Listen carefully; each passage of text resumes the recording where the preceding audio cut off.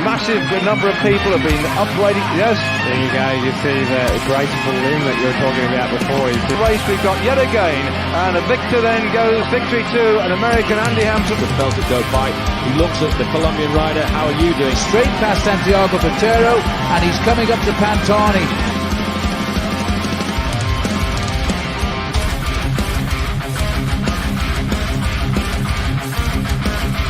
Armstrong is sitting in the last few hundred metres as we come towards the finish of this monumental stage. And as we start to approach the line now, Pantani grits his teeth and accelerates and over the line.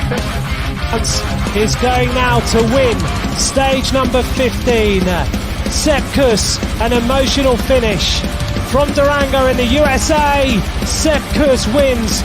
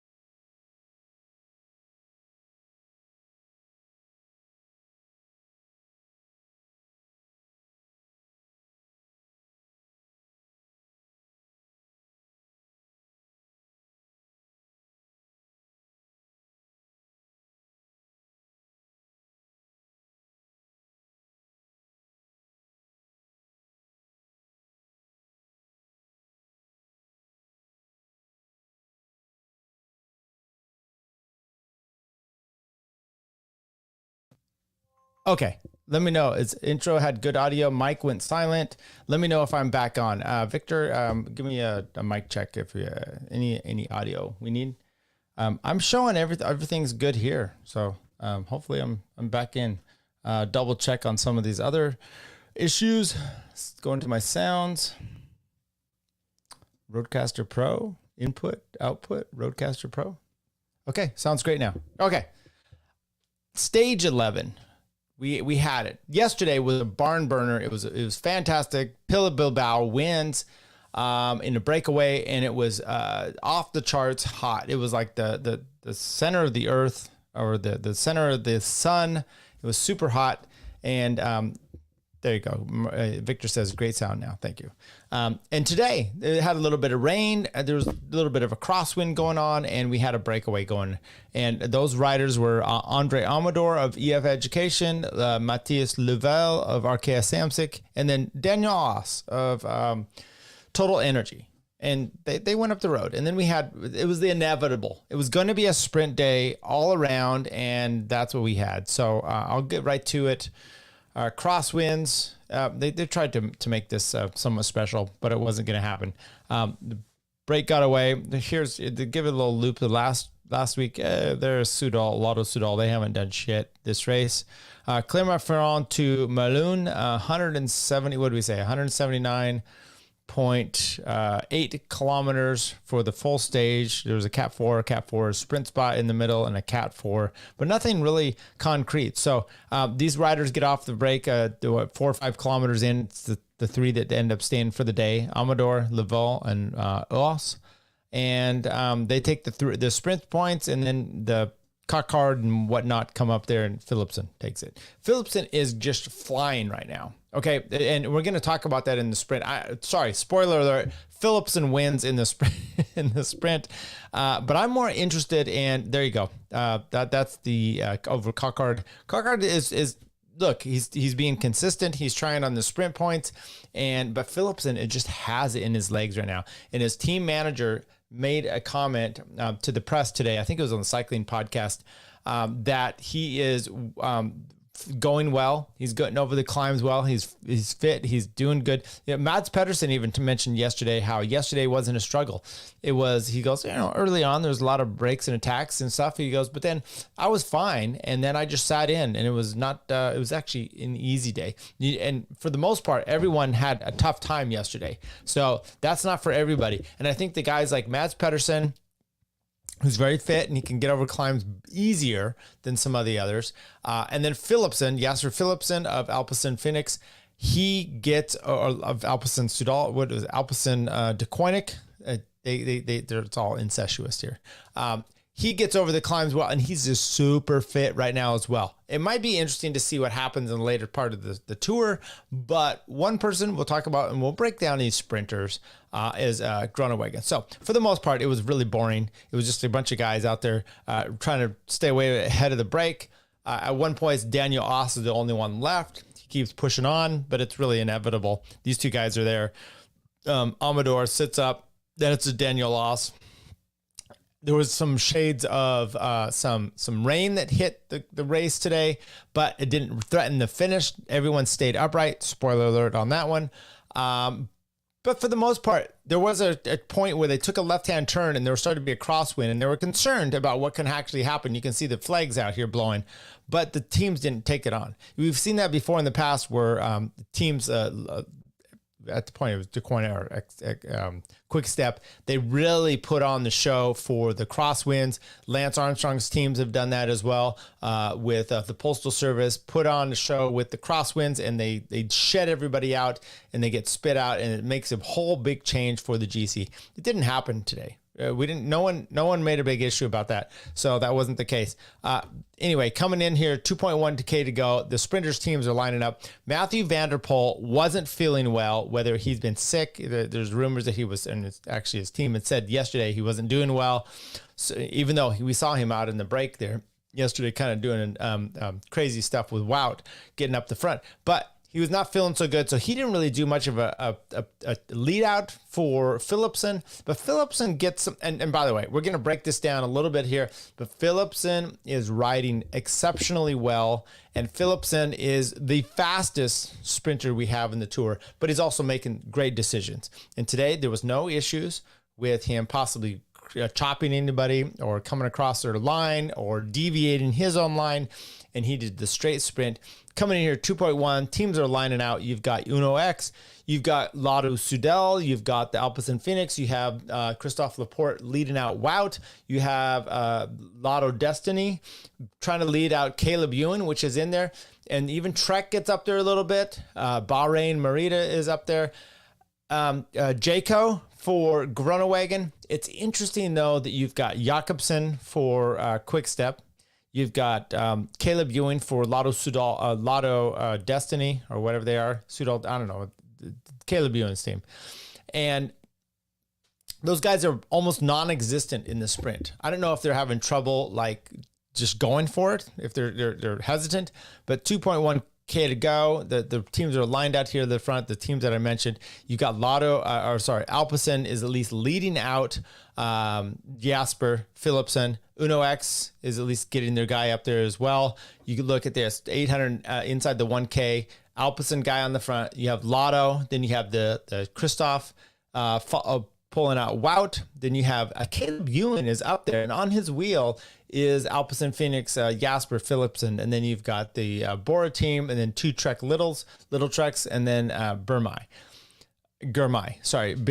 6:12 to go. You've got Groenewegen's teammate hits the front, as does Christophe Laporte, trying to a little bit. You also have Lotto Destiny hitting the front there for what's his name, Caleb Ewan, and then over on the right hand side you have Little Trek trying to lead out Mads Pedersen. A lot of just individuals. There's maybe one. Look, you've got Wout has a teammate.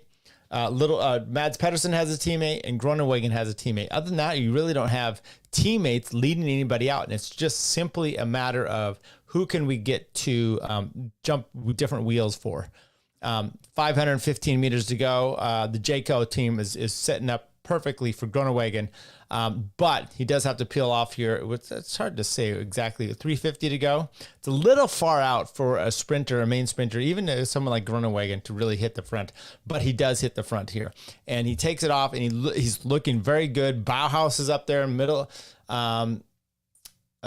What's his name here? Mads Pedersen is up there, but then hopefully I'll get an overhead view here of Philipsen really doing a move, riding Caleb Ewan off the wheel and getting on Groenewegen's wheel in a very good way, clean way, and then Groenewegen just leads him out. And there is a difference here. Groenewegen, there's definitely a difference between him and Bauhaus, who comes in third, but there is an extreme difference between Philipsen and the field, and Philipsen takes this an easy bike length win over everybody. And then there's a gap. There's a gap in the field, and you do have the yellow jersey coming over Vinigo quickly over the top there. So here's kind of the move. Let's see if we can see this here. I'll back up just a slight bit here.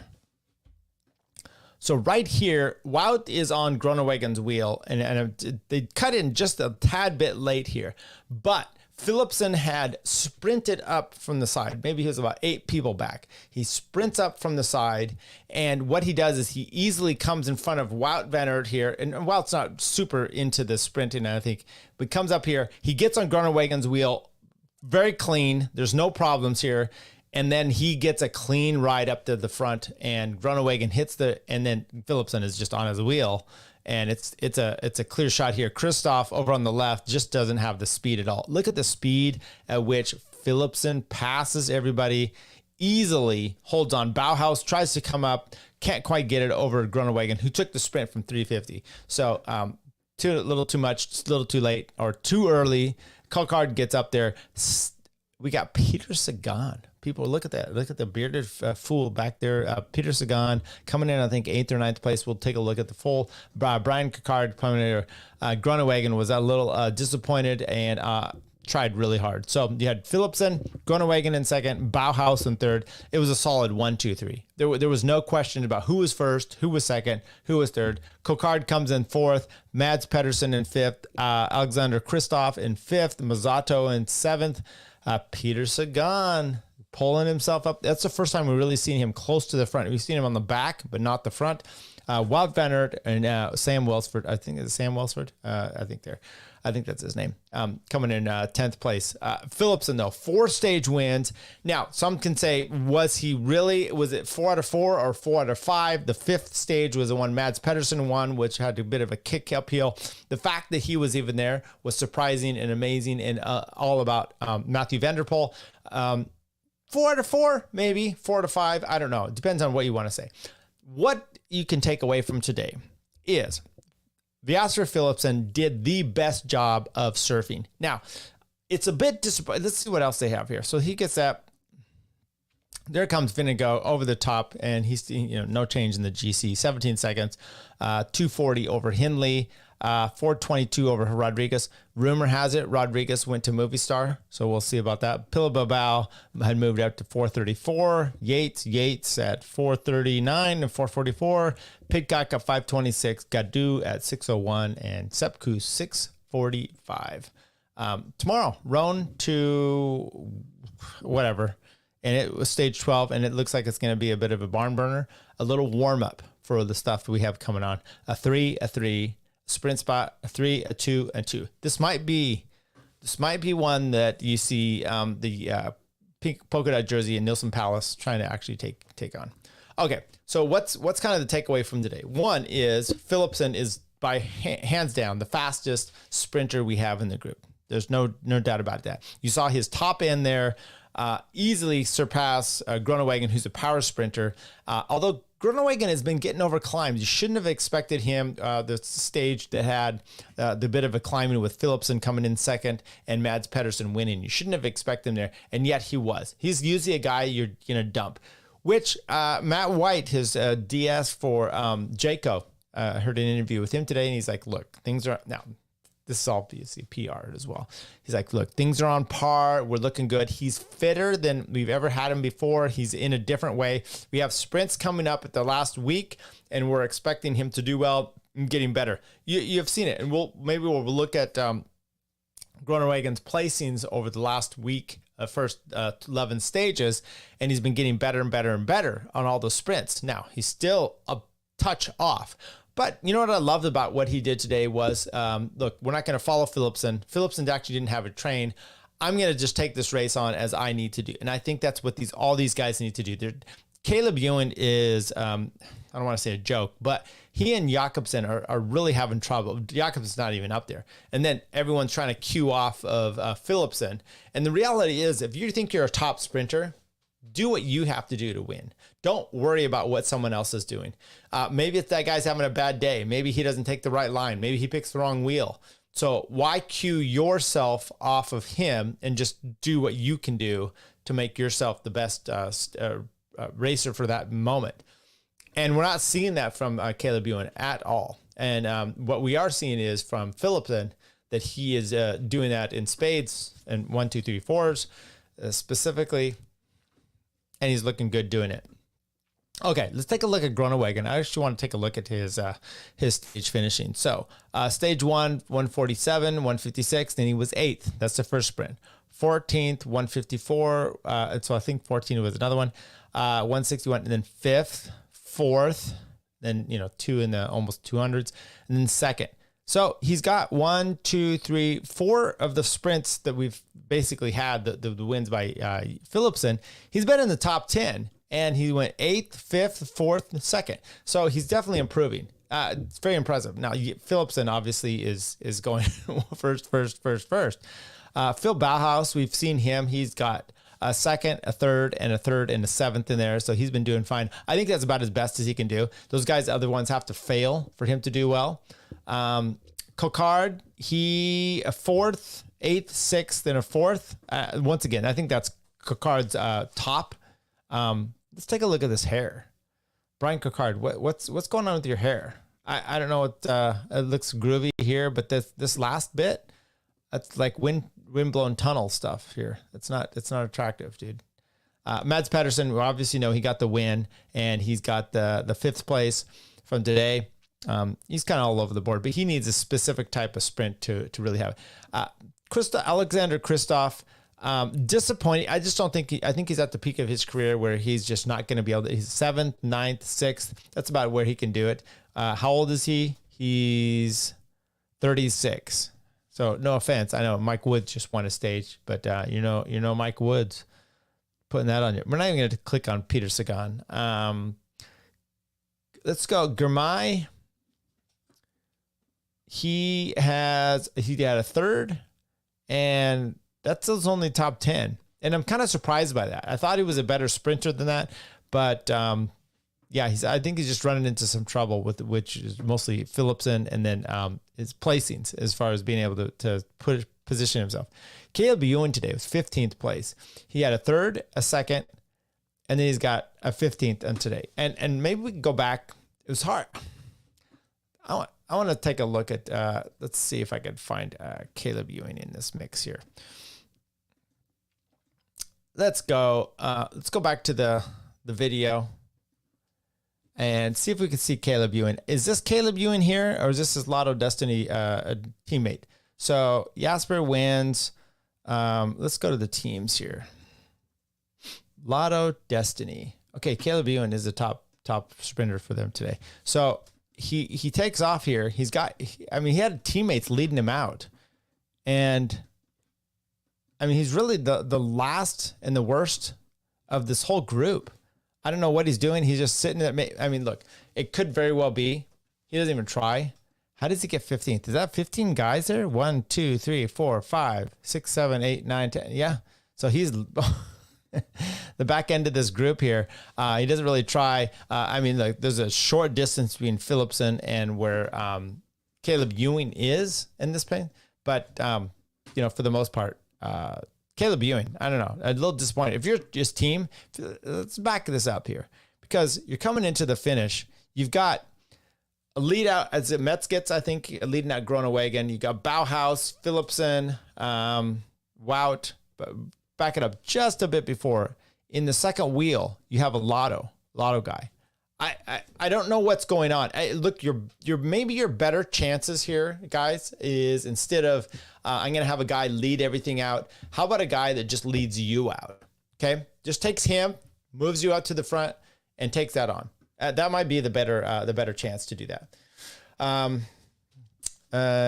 Yeah. Okay. So maybe we'll be done with Caleb Ewing.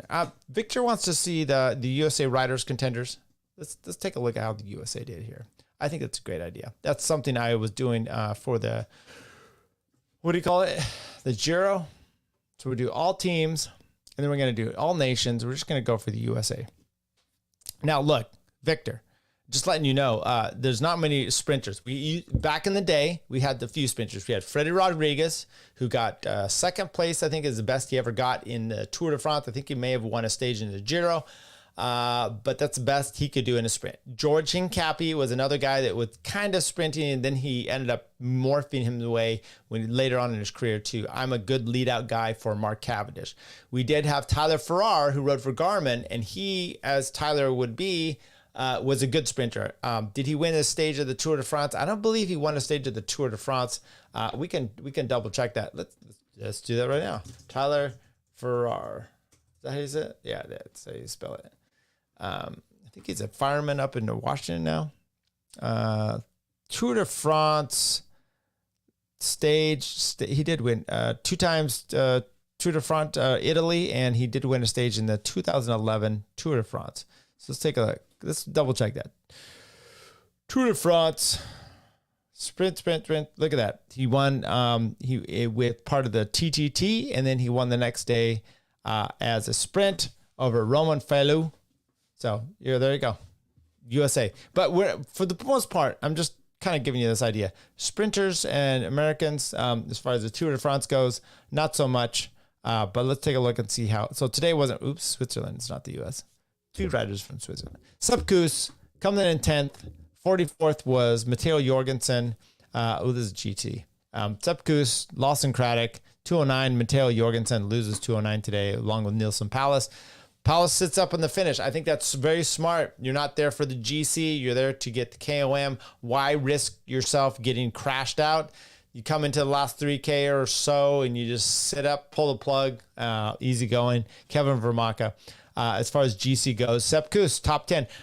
Look, I am very curious, and I wish someone in the media would actually ask this question of Sepp Kuss, which is, or the team, why are you having him ride for general classification in the Tour de France? He does his job. Typically, you see him sitting up. He doesn't really care, but he's pushing himself to the finish. Some of that we've broken down here is important because you're actually helping your teammate Vinigo, making sure that if he needs support, you're still there. We've saw that a bunch with Roglic, where Roglic would attack. Next thing you know, he's kind of like soft pedaling or whatnot. Sepp Kuss comes back to him, does some more work. He attacks, blah, blah, blah. That's the kind of thing. Some of that is happening, but you're definitely seeing like on the Puy de Dôme, he just continued over the finish. He's kind of pushing his way home, or he lops on to the next rider that's going there. I don't know if the team feels like that's necessary for him to get a top 10, if he's asked to get a top 10 and he wants to keep riding, or if they think that he should be doing that for a strategy reason, which is the team's now got 2 guys. If you send Sepp up the road, or maybe he's still a danger, maybe there would be an issue. Okay. That's kind of what we have that part. Okay. So there's our Americans. What do we have coming up here for stage 12? We've talked about this. I don't know what just happened. Let's go back to, there we go. Profiles, stage 12. This is tomorrow, Thursday. Like we said, there's some 3s, 3-2-2s. Friday, we're going to get that. That's the HC at the Grand Colombier. And then on the weekend, we're looking at from Morzine over to Los de la Sol, the Jouplan on Saturday, and then Sunday, another Cat 2 finish. So I'm really looking Friday through Sunday, is going to be actually a great finish. And so we're going to be looking good. So fun times. And then I believe we have a Monday's rest stage. We come in immediately to an individual time trial on the Tuesday, Wednesday up to Courchevel. Oh my word, that's great. Wednesday up to Col de, no, that's a sprint. Poligny, Thursday. Whoops, I'm getting ahead of here. Friday or Saturday. This is over in the weekend. Stage 20, Saturday. A little bit of so it's going to be a little bit of a declimactic situation than coming into Paris. So anyway, Col de la Loze, I'm really looking forward to. So this next week is going to be great. Victor says, thanks for showing the Americans. Absolutely. Let's take a look at 2 quick news stories. And these are from Cycling News. So I don't actually get to read the full context of this. American looks for 6th Grand Tour win as super domestique. The margins between Jonas Vingegaard and Tadej Pogacar remain wafer thin as the Tour de France passes its midway point, with just 17 seconds separating the 2 top overall standings and even less dividing them in the national power ranking. Vingegaard has the jersey, but Pogacar has the momentum. Pogacar has the individual virtuosity, but Vingegaard has a team. Any argument in favor of one, in other words, finds a compelling counter argument in support of his rival. Sepp Kuss, perhaps the most valuable mountain domestique professional. Why did I read this? Because that's all they let me have.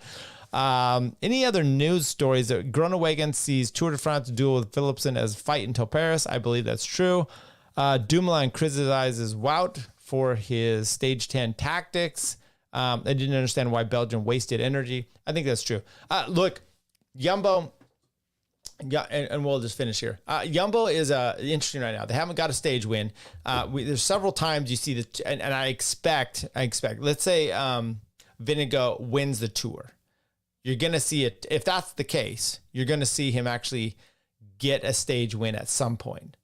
He has to drop Pogacar, and Pogacar seems to be coming up on an up level, where I think Vingegaard is kind of the same and kind of plateauing, if nothing else. And so he's got to be able to get a stage win, or Wout or Sepp or someone. And this is not happening. It's not like last year where we saw Wout kind of just throwing it down whenever he wanted to, getting stage win here, stage win there, breaking away in the yellow jersey, taking out time. It's just not quite happening. And he needs to focus on I think the team overall goal is more important. If you start mixing this focus, it's going to be more problematic. And if that's the case, then you're going to obviously have a downfall in the team, and you can't. You got to have totally total concentration for everything for the team. So they still need to get a win. Who's going to win this next stage? Let's take a look at here. I'm sorry, I forgot to pick the winners. It's going to be a breakaway. That's what I think is going to be for the next stage. That's not the right one. Let's take a look here. Pro Cycling Stats. There we go. Stage 11. Let's go to stage 12. I think it's prime for a breakaway. And this one is probably not going to be a sprinter. You're going to see the Bilbao types. The ones we just saw, Chavez. Who else was in there? Chris Nilens. I think that's a great opportunity. Maybe the Jorgensen's back into there. It's not hard enough for Mike Woods, but you're going to see something like that. I don't foresee you're going to anticipate necessarily a sprint finish, but if you do, it could be the Mads Pedersen once again, or Philipsen. Are you kidding me? Victor says, thanks for live streaming Between Two Wheels podcast. Thank you, everybody. We'll see you tomorrow. Like, subscribe this page, this whole thing.